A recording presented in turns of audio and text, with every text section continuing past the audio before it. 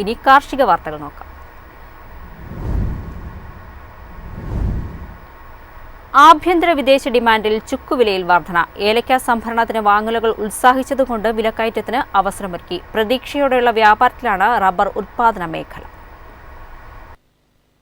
ഉത്തരേന്ത്യ ശൈത്യത്തിന്റെ പിടിയിലേക്ക് പോകുന്നതോടെ ദക്ഷിണേന്ത്യൻ ചുക്കിന് വൻ ഓർഡറുകൾക്ക് സാധ്യത തെളിയുകയാണ്.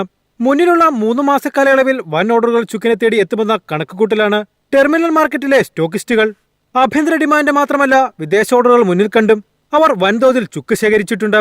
പശ്ചിമേഷ്യൻ രാജ്യങ്ങളും ശൈത്യകാലാവശ്യങ്ങൾക്കായി ഉയർന്ന അളവിൽ ചുക്ക് സംഭരിക്കുന്ന പതിവുണ്ട്. ആഭ്യന്തര വിദേശ ഡിമാൻഡിൽ വിവിധയിനം ചുക്കുവില കിൻഡലിന് 30,000 രൂപ മുതൽ 50,000 രൂപ വരെ വിലയുയർന്നു. കൊച്ചിയിൽ വിവിധയിനം ചുക്കുവില കിൻഡലിന് 27,000 രൂപ മുതൽ 30,000 രൂപയിൽ വിപണനം നടന്നു. ക്രിസ്മസ് ആവശ്യങ്ങൾക്കുള്ള ഏലക്ക സംഭരണത്തിന് വാങ്ങലുകാർ ഉത്സാഹിച്ചത് വിലക്കയറ്റത്തിന് അവസരമൊരുക്കി. ശരാശരി ഇനങ്ങളുടെ വില കിലോ 2,500 രൂപയ്ക്ക് മുകളിൽ ഇടം കണ്ടെത്തി. മികച്ച ഇനങ്ങൾ കിലോ 3,234 രൂപയായി ഉയർന്ന് കൈമാറ്റം നടന്നു. വിൽപ്പനയ്ക്കെത്തിയ 1,01,922 കിലോ ഏലക്കയിൽ 1,01,810 കിലോയും വിറ്റഴിഞ്ഞു. ഹൈറേഞ്ചിൽ കാലാവസ്ഥ തെളിയുന്നതോടെ വിളവെടുപ്പ് രംഗം കൂടുതൽ സജീവമാകും. സംസ്ഥാനത്ത് അടുത്ത വാരത്തോടെ കാലാവസ്ഥ തെളിഞ്ഞുടങ്ങുമെന്ന പ്രതീക്ഷയിലാണ് റബ്ബർ ഉത്പാദന മേഖല. നിർത്തിവെച്ച് റബ്ബർ ടാപ്പിംഗ് വൈകാതെ പുനരാരംഭിക്കാനുള്ള ഒരുക്കത്തിലാണ് കാർഷിക മേഖല. ടയർ കമ്പനികൾ 4ാം ഗ്രേഡ് റബ്ബർ കിലോ 182 രൂപയ്ക്ക് ശേഖരിച്ചു. ഉത്തരേന്ത്യൻ ചെറുകിട വ്യവസായികൾ 5ാം ഗ്രേഡ് റബ്ബർ 185 രൂപയ്ക്ക് വാങ്ങി. പല വൻകിട കമ്പനികളും നിരക്കുയർത്താതെ ഷീറ്റ് സംഭരിക്കാനുള്ള ശ്രമത്തിലാണ്. News desk MyFin TV. കൃഷിഭവനുകൾ സ്മാർട്ടാകണമെന്ന് കൃഷിമന്ത്രി പി പ്രസാദ്. കൃഷിഭവനുകളെ ആധുനികവൽക്കരിക്കുകയും കർഷകർക്ക് മികച്ച സേവനം ഉറപ്പാക്കുകയുമാണ് സ്മാർട്ട് കൃഷിഭവനുകൾ ലക്ഷ്യമിടുന്നതെന്നും കൃഷി ഓഫീസർമാർ കൃഷിയിടം സന്ദർശിക്കണമെന്നും മന്ത്രി പറഞ്ഞു.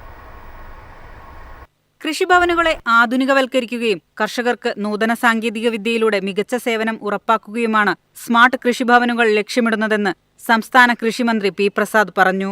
കെട്ടിടം കൊണ്ടായില്ല, കൃഷി ഓഫീസർമാർ കൃഷിയിടം സന്ദർശിച്ച് കർഷകരുടെ ആവശ്യങ്ങൾ മനസ്സിലാക്കുമ്പോഴാണ് സ്മാർട്ട് എന്ന പദം പൂർണ്ണമാകുന്നതെന്നും മന്ത്രി വ്യക്തമാക്കി.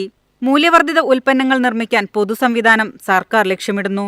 ഇതിലൂടെ കർഷകർക്ക് മെച്ചപ്പെട്ട വരുമാനം ലഭിക്കും. കൃത്യമായ ആസൂത്രണത്തിൽ കൃഷി ഇറക്കിയാൽ വ്യാവസായിക നേട്ടവും ഉണ്ടാകും. ഒരു കൃഷിഭവൻ ഒരു മൂല്യവർദ്ധിത ഉൽപ്പന്നമുണ്ടാക്കണം എന്ന നിർദ്ദേശം സർക്കാർ മുന്നോട്ട് വെച്ചിട്ടുണ്ട്. കേരള ഗ്രോ എന്ന പേരിൽ 1000-ഓളം മൂല്യവർദ്ധിത ഉൽപ്പന്നങ്ങൾ ഇപ്പോൾ വിപണിയിലുണ്ട്. കേരളത്തിലെ 15ഓളം ഷോറൂമുകൾക്ക് പുറമെ ഓൺലൈനായും കേരള ഗ്രോ വിൽക്കുന്നുണ്ട്. സ്ഥാപനങ്ങൾ, അയൽക്കൂട്ടങ്ങൾ, കുടുംബശ്രീ, സഹകരണ സ്ഥാപനങ്ങൾ തുടങ്ങിയവ സജീവമാണ്. മൂല്യവർദ്ധിത ഉൽപ്പന്നങ്ങളിലൂടെ കർഷകർക്ക് കൂടുതൽ ലാഭം കിട്ടും. News desk MyFin TV. ജനിതക മാറ്റം വരുത്തിയ ഇന്ത്യയുടെ ചെറുനാരങ്ങ ആദ്യമായി യുകെയിലേക്ക്. കർണാടകയിൽ നിന്നും തമിഴ്നാട്ടിൽ നിന്നുമാണ് ചെറുനാരങ്ങകൾ കയറ്റി അയച്ചത്. ഇത് കർഷകർക്കും കാർഷിക വ്യാപാരത്തിനും ഉത്തേജനമെന്ന് കേന്ദ്ര വാണിജ്യ വ്യവസായ മന്ത്രി പീയൂഷ് ഗോയൽ പറഞ്ഞു. കർണാടകയിൽ നിന്നും തമിഴ്നാട്ടിൽ നിന്നുമാണ് ജനിതകമാറ്റം വരുത്തിയ ചെറുനാരങ്ങ യുകെയിലേക്ക് കയറ്റി അയച്ചിരുന്നത്. കർണാടകയിൽ നിന്ന് ഇൻഡി ചെറുനാരങ്ങയും തമിഴ്നാട്ടിൽ നിന്ന് പുളിയൻകുടി ചെറുനാരങ്ങയുമാണ് കയറ്റുമതി ചെയ്യുന്നത്. ആദ്യ ഷിപ്മെന്റാണ് ഇപ്പോൾ നടക്കുന്നത്.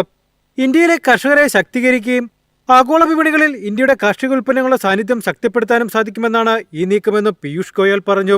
കർണാടകയിൽ നിന്ന് 3 മെട്രിക് ടൺ ചെറുനാരങ്ങളാണ് കയറ്റി അയക്കുന്നത്. മികച്ച സുഗന്ധത്തിനും വ്യത്യസ്തമായ രുചിക്കും പേരുകേട്ടതാണ് ഇൻഡി ചെറുനാരങ്ങ.